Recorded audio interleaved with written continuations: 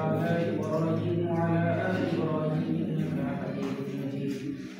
اللهم بارك على محمد وعلى آل محمد كما باركت على إبراهيم وعلى آل إبراهيم إنك حميد مجيد. أستغفر الله ربي من كل ذنب وأتوب إليه.